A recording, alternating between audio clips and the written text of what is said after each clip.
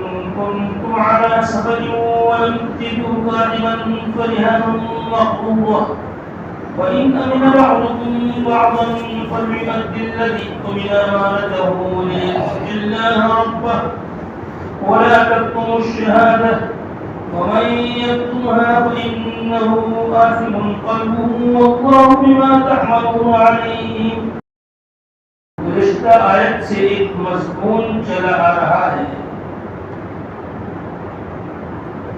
اس آیت کریمہ میں معاملات کے سلسلے میں اگر کسی سے ادھار کیا ہے معاملہ تو اس کو لکھ لیا کرو. بہت سی مرتبہ انسان سفر میں ہوتا ہے اور سفر کے اندر کوئی لکھنے والا ہوتا نہیں ہے, ہر جگہ لکھنے والا پاتا نہیں ہے, تو کیا کریں؟ تو اس کی بھی صورت شریعت کے بتلائی, قرآن اس کی بھی صورت بتلاتا ہے. وَإِن كُنتُمْ عَلَى سَفَرٍ, اگر تم سفر میں ہو اور کسی لکھنے والے کو نہ پاؤ, وَلَمْ تَجِدُوا كَاتِبًا, اور کسی لکھنے والے کو نہ پاؤ, فَرِهَانٌ مَقْبُوضَةٌ, تو رہن رکھنے کی چیز جو قبضے میں دی ہوئی ہو, تو گروی کوئی چیز رکھ دے. یعنی جو ادھار کا معاملہ کرتا ہے اور جس سے معاملہ کرتا ہے, تو ادھار کا معاملہ کرنے والا دوسرے کے پاس اپنی کوئی چیز گروی رکھ دے تاکہ اس کو ہم پر اعتماد ہو جائے. اور رہن رکھنے سے فائدہ کیا ہوتا ہے؟ کوئی چیز گروی رکھنے سے فائدہ کیا ہوتا ہے کہ سامنے والے کو ہمارے پر اعتماد بیٹھ جاتا ہے, اور اعتماد کو بڑھانے والی چیز ہوتی ہے جس کی وجہ سے وہ اگر ادھار ہم سے معاملہ نہ کرنا چاہتا ہو اور ہم اس سے گروی کوئی چیز رکھ کے تو ہم پر اعتماد کر کے بھروسہ کر کے وہ ہم سے معاملہ کر لیتا ہے. کیوں؟ اس لیے کہ جب رہن رکھی ہے, ہم نے گروی ایک چیز رکھی ہے, اور کل کو جا کر اگر ادھار معاملے والا جو ہے وہ پھر جائے اور منع کرے اور قرض دینے سے انکار کرے, تو جس کے پاس رہن رکھا گیا ہے وہ چیز گروی رکھی گئی ہے, وہ چیز بیچ کر اپنی قیمت اور اپنا قرضہ وصول کر سکتا ہے. اس لیے سامنے والا بھی مطمئن ہو جاتا ہے رہن رکھنے کی وجہ سے. اس لیے سفر وغیرہ میں اگر کوئی لکھنے والا, دستاویز لکھنے والا نہ ملے تو کوئی چیز رہن رکھ دے گی. وَإِنْ أَمِنَ بَعْضُكُمْ بَعْضًا فَلْيُؤَدِّ الَّذِي اؤْتُمِنَ أَمَانَتَهُ وَلْيَتَّقِ اللَّهَ رَبَّهُ. پھر اگر تم میں سے بات پر اعتماد کرے تو ادا کرتے ہوئے وہ شخص جس پر اعتماد کیا گیا ہے اپنی امانت کو, اور اللہ تبارک و تعالی سے ڈرنا چاہیے جو اس کا رب ہے. لیکن اگر ایک دوسرے نے ایک دوسرے پر اعتماد کیا, بھروسہ کیا, اور کوئی چیز رہن نہیں رکھی, گروی کوئی چیز نہیں رکھی, دستاویز لکھا نہیں, اعتماد اور بھروسے پر معاملہ کیا ہے, تو جو اعتماد اور بھروسے پر معاملہ کیا ہے اس اعتماد اور بھروسے کا پورا لحاظ رکھ کر جس نے ادھار معاملہ کیا ہے اس کو اس کی امانت پوری طور پر ادا کر دینی چاہیے. یہ نہیں کہ اس نے ہم پر اعتماد کر کے ہمیں ادھار دیا ہے, ہم پر بھروسہ کر کے ہم سے معاملہ کیا ہے, تو ادائیگی کا وقت آئے تو ہم مکر جائے اور ٹال مٹول کر دے.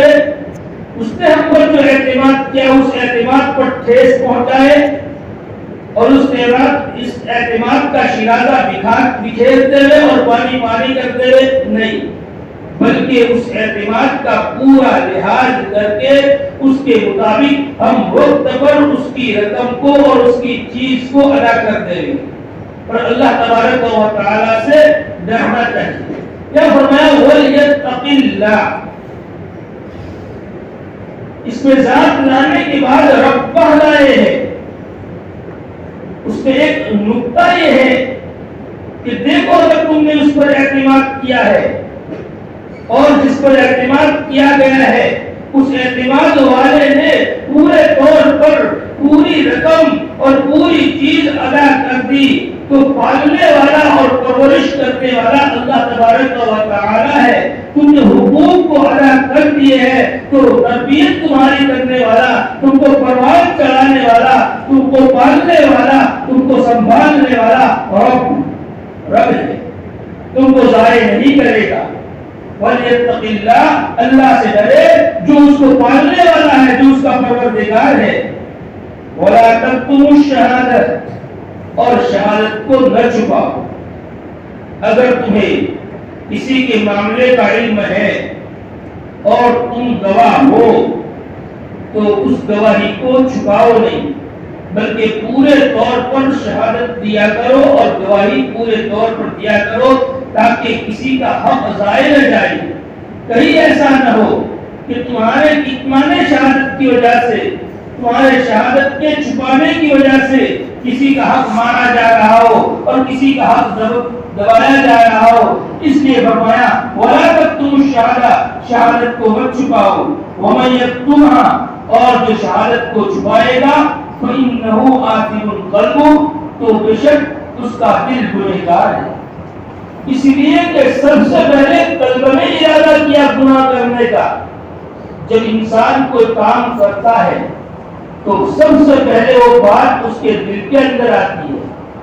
دل سے پھر اعضاء جوارح میں اس کا وجود ہوتا ہے.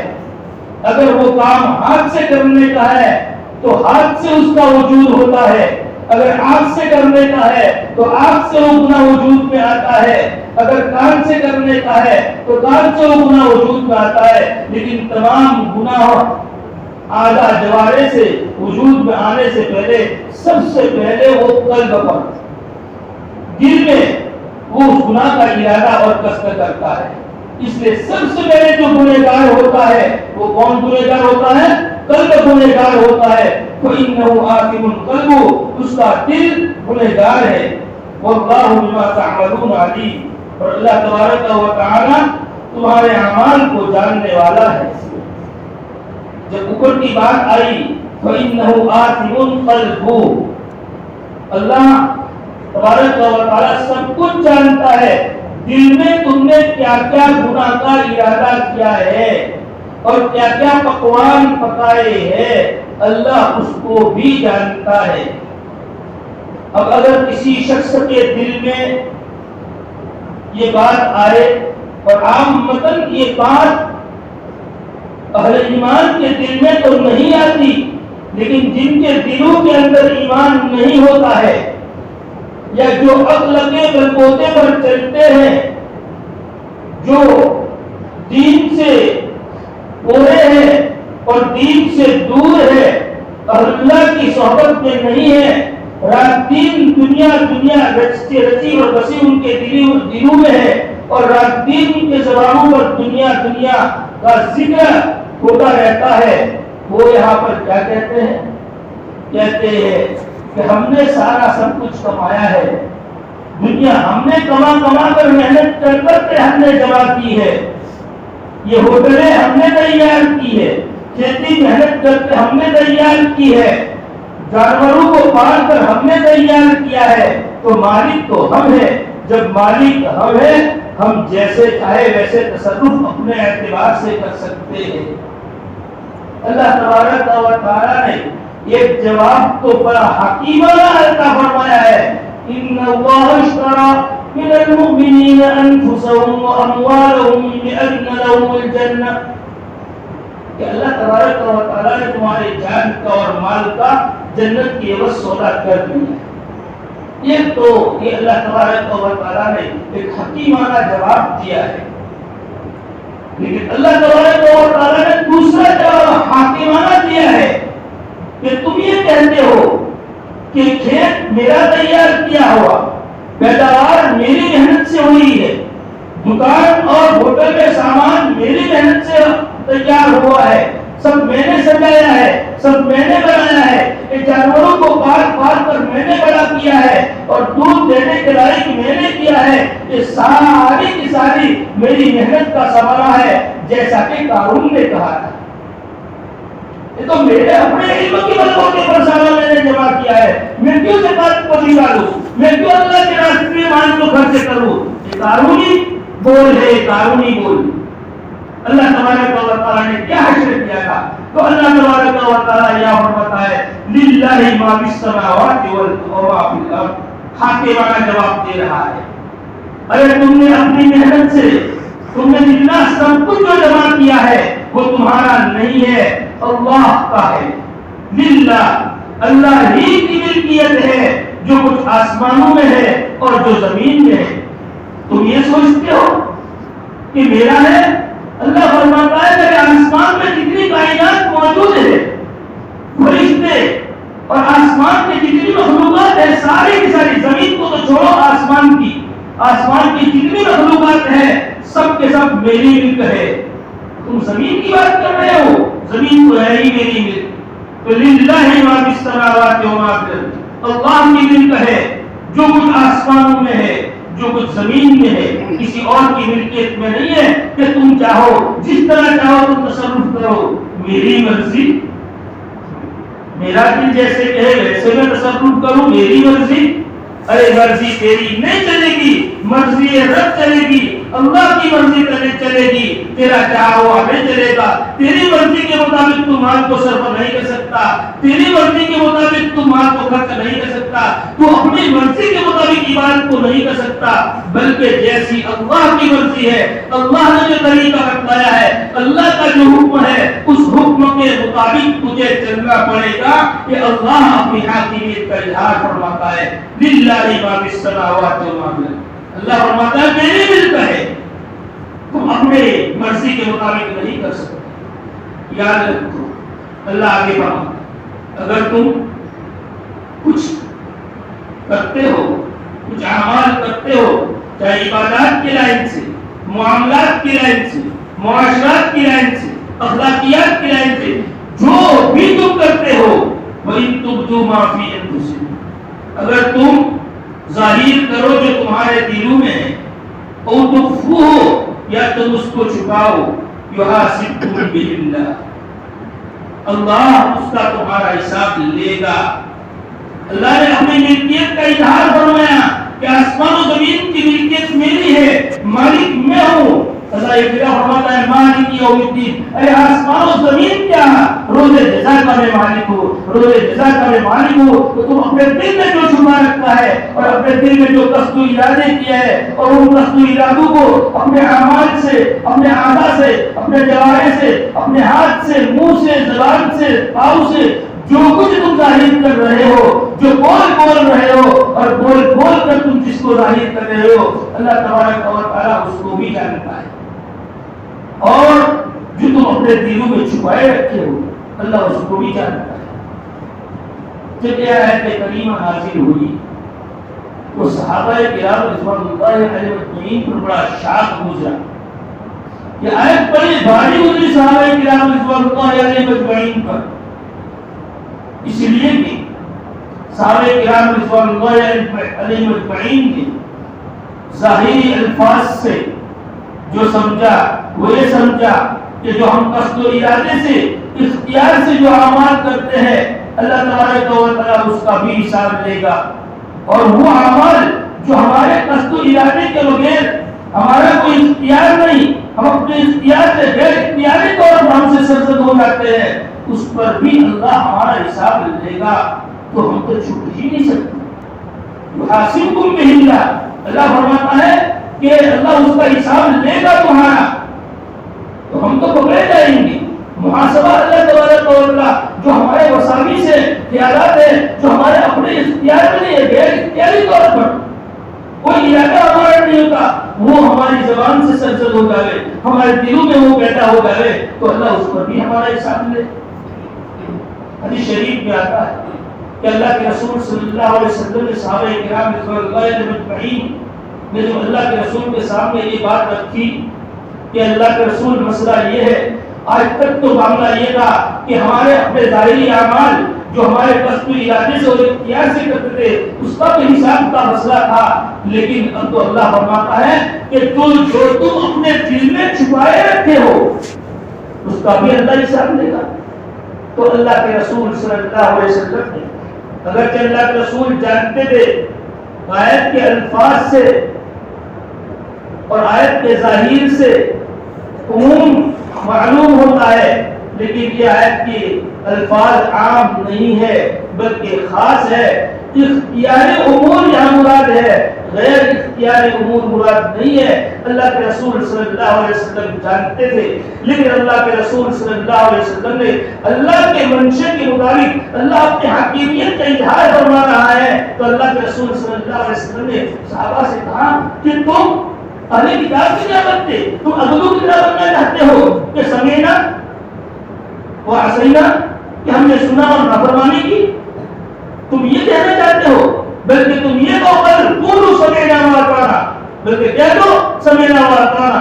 جب صحابہ کرام رضوان اللہ علیہم اجمعین نے نبی صلی اللہ علیہ وسلم کی ہدایت کے مطابق اور رہبری کے مطابق فرمایا سمعنا واطعنا، ہم نے سنا اور ہم نے مانا، کوئی چونچیرا نہیں، چاہے ظاہر کا حساب لے چاہے باطن کا حساب لے، ہمیں کوئی چونچیرا نہیں ہے کہ اللہ سمعنا واطعنا، ہم نے سن لیا اور ہم نے مان لیا۔ اللہ تبارک و تعالیٰ صحابہ کی اس عمل کی وجہ سے خوش ہو گئے اور اللہ تبارک و تعالیٰ نے آگے کی آیت کریمہ نازل فرما کر تخفیف فرمائی، لا یکلف اللہ نفسا الا وسعہا، اللہ تمہارے وسعت میں جتنا ہے اتنا ہی تمہیں مکلف بناتا ہے، زیادہ کا مکلف نہیں بناتا۔ تو یہاں پر اللہ تبارک و تعالیٰ فرماتا ہے یحاسبکم بہ اللہ، اللہ اس کا تم سے حساب لے۔ دیکھو باطن میں دل میں جو وساوس آتے ہیں یہ کئی طرح کے ہوتے ہیں۔ اس امت کی خصوصیت ہے کہ اللہ تبارک و تعالیٰ نے اس امت سے بعض وساوس کو درگزر فرمایا ہے۔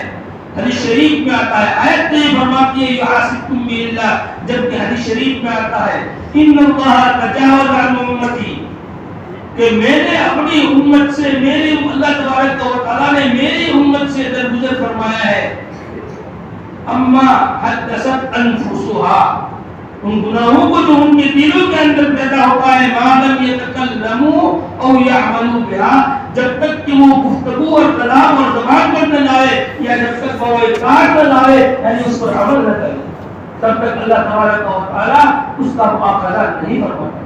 تو حدیث میں تو ہے ان اللہ تجاوز عن امتی عما حدثت انفسها، دلوں کی بات پر اللہ تبارک و تعالیٰ مؤاخذہ نہیں فرماتا ہے۔ اور یہاں قرآن کریم میں ہے ان تبدوا ما فی انفسکم او تخفوہ یحاسبکم بہ اللہ۔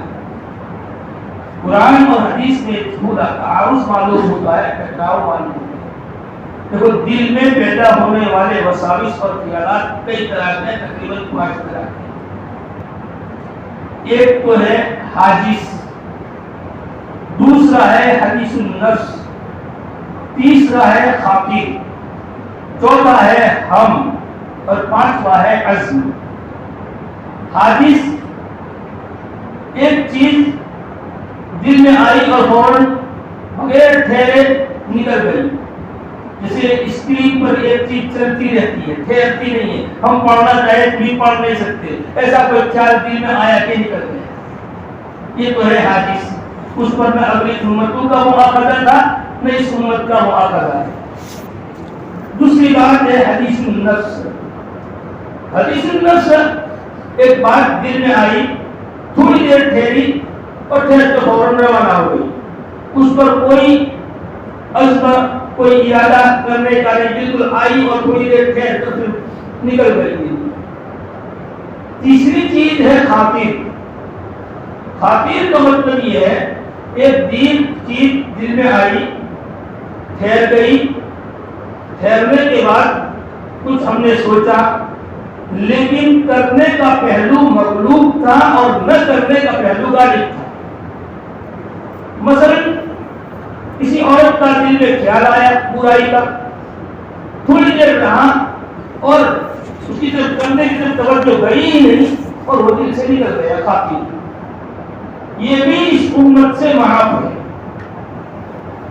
چوتھی چیز ہم کہ دل میں آیا، ارادہ ہوا، کرنے کا ارادہ ہم نے کیا اور کرنے کا پہلو غالب رہا، لیکن پھر دل میں آیا کہ چلو نہیں کرنا، مثلا چوری کرنے کا یا بدنظری کرنے کا دل میں ارادہ ہوا کہ کہیں بدنظری کر لے، موبائل میں غلط چیزیں دیکھ لے، پھر دل میں آیا، بیٹھ گیا اور سوچا بھی کر لوں، اور پھر دل میں آیا کہ چلو نہیں کرنا، یہ سوچ کر پھر اس نے نہیں کیا، تو اللہ تبارک و تعالی اس رکنے پر ثواب عطا فرماتا ہے، ہم اس پر ثواب عطا فرماتا ہے رکنے میں، اور اگر پھر کر دیتا ہے تو ان اللہ تجاوز عن امتی اما حدثت انفسها ما لم يتكلموا او يعملوا بها، میں یہ ہم آتا ہے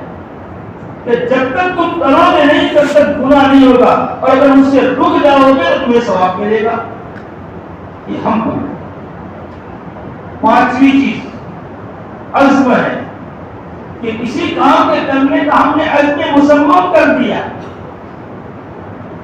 پکا ارادہ کر دیا کہ کرنا ہی ہے، لازمی طور پر اس کو کرنا ہے، اور ہم نے اپنے دل سے اس کو ترک نہیں کیا، ہم نے تو یہ ہے کہ ہم نے اپنے دل سے اپنے ارادے سے اس کو چھوڑا، اور عزم میں وہ کرنا تھا، کرنے کا پکا ارادہ تھا کہ آج فلانے کی پیٹی توڑنی ہے، فلانے کا تالا توڑنا ہے، یا فلانے کی نظر بد کرنی ہے، یا فلانے پر ہاتھ مارنا ہے، لیکن کوئی مانے پیش آ گیا، کوئی آڑے آ گیا، کسی نے ہم کو دیکھ لیا، یا کوئی جاگ گیا جس کی وجہ سے ہمارے ہاتھ رک گئے، یا ہم اس ارادے سے چلے، پکا ارادہ تھا، وہاں پہنچ بھی گئے اس جگہ پر، لیکن وہاں پر دیکھا کہ دو چار آدمی بیٹھے ہوئے ہیں، یا اتنے میں کوئی آ گیا جس کی وجہ سے ہم وہ نہ کر سکے، ہم واپس آئے۔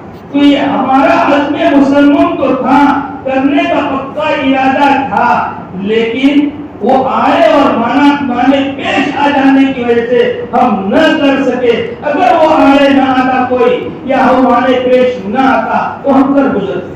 تو ایسے گناہ پر یہ گناہ شمار کیا جائے گا، اس عزم کو گناہ شمار کیا جائے گا کہ اس پر تو نہ کرے تب بھی گناہ ملے گا، اس لیے کہ کرنے کے درجے میں یہ ہے عزم۔ تو یہ وساوس کی 5 قسمیں ہیں۔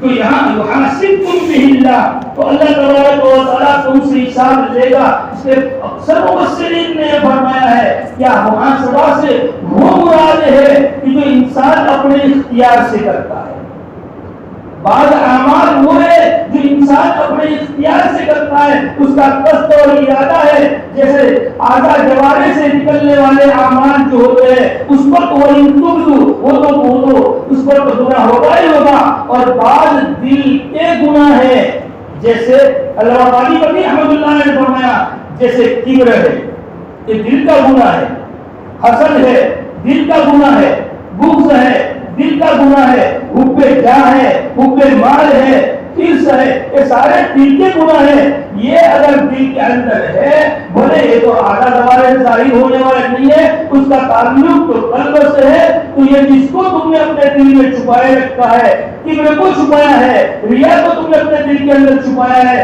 حسد اور بغض کو تم نے چھپایا ہے، حب مال اور حب جاہ کو اپنے دل کے اندر چھپایا ہے، تو اللہ تبارک و تعالیٰ اس کا حساب لے گا۔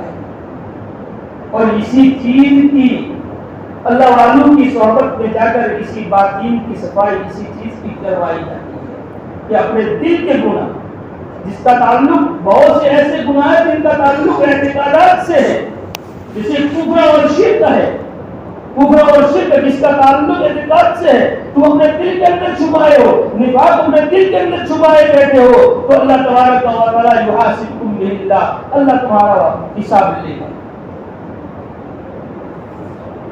یہاں ایک بات یاد آ گئی، جب چھپے ہوئے گناہ انسان بہت سی مرتبہ دوسروں کی آنکھوں میں مٹی ڈالتا ہے، راکھ ڈالتا ہے، اور یہ سمجھتا ہے کہ اس گناہ کو کوئی نہیں دیکھ رہا ہے اور کسی کو معلوم نہیں ہے، میں اکیلا ہی اس گناہ کو جانتا ہوں۔ دیکھو اللہ تبارک و تعالیٰ اسی کی طرف اشارہ فرماتا ہے، ان تبدوا ما فی انفسکم، اگر تم ظاہر کرو وہ جو تمہارے دلوں میں ہے یا تم اس کو چھپاؤ، اللہ تمہارا حساب لے گا اس گناہ کا۔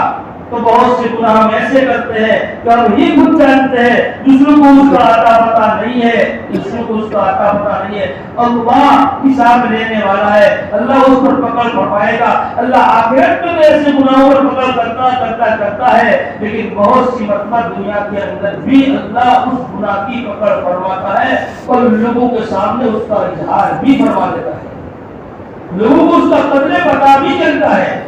مثلا ہم نے کسی کا حق دبایا، مالی حق کسی کا دبایا، کسی کی زمین کو ہم نے ہڑپ کر لی اور کسی کی زمین کو ہم نے دبائی، کسی کا کوئی حصہ ہم نے دبا دیا، یہ جو حقوق ہے کوئی کہے کہ کوئی نہیں جانتا، میں نے سب کچھ کیا ہے، کیونکہ میں سنبھال رہا تھا، کھیتی سنبھال میں رہا تھا بھائیوں کی، زمین سنبھال میں رہا تھا بھائیوں کی، اب تم نے اس پہ کیا 19-20 کیا، کیا اس پہ کھوٹا مانا، کیا تم نے اس کا ایک حصہ دبایا اور پتا نہیں چلا؟ حساب کرنے کے لیے جب بیٹھے ہیں تو حساب تم نے ظاہر میں کیا ہے کہ یہ پورا حساب ہے، اور 10-20 روپئے تم نے کیا کر دیے؟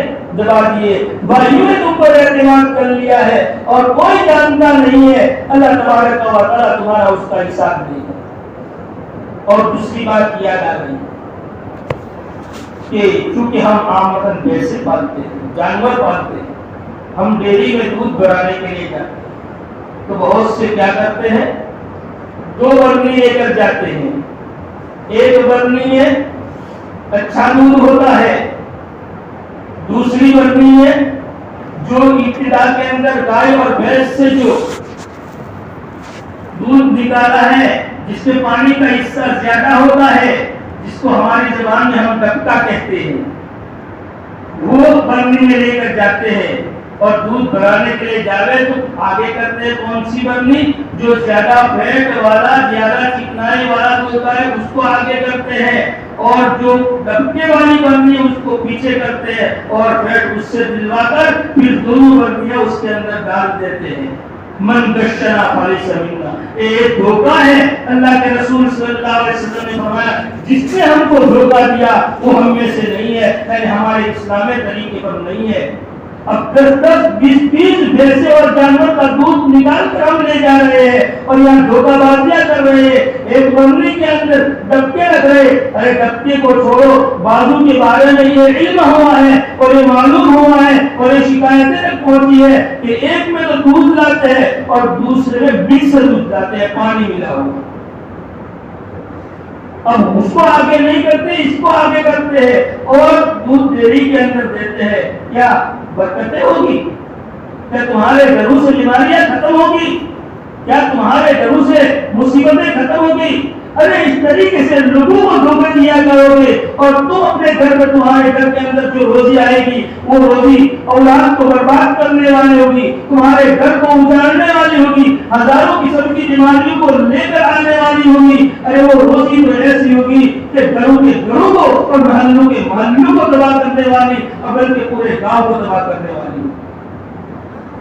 قحط جو آتا ہے، قحط کی مشکلہ وجوہات کی ایک وجہ یہ بھی ہوتی ہے جب حرام کمائی اور حرام مال جس گاؤں میں زیادہ آ جاتا ہے، سود کی لین دین زیادہ ہو جاتی ہے، تو اللہ تبارک و تعالیٰ عذاب قحط کی صورت میں اللہ نازل فرماتے ہیں۔ اور آج آئے دن ہم رو رہے ہیں کہ بارش نہیں ہو رہی ہے، زمینوں سے پانی اندر کو جا رہا ہے۔ ارے تیرے معاملات کو دیکھ، تیرے معاملات کیا ہے؟ تو اللہ کے ساتھ کیا معاملہ کر رہا ہے؟ اللہ کو گھسانے کی تو بندے کر رہا ہے، اللہ تبارک و تعالیٰ کو گھسلا رہا ہے۔ اور پھر تو اللہ ماکلو حرام، مشربو حرام، ملبسو حرام، کھانا حرام، پینا حرام، پہننا حرام، اور پھر کیا کہتا ہے؟ یا اللہ یا اللہ یا اللہ۔ ارے تہجد میں روئے گا، پوری راتوں کے اندر روئے گا، اللہ تبارک و تعالیٰ کی رحمت کا نزول کہاں سے ہوگا؟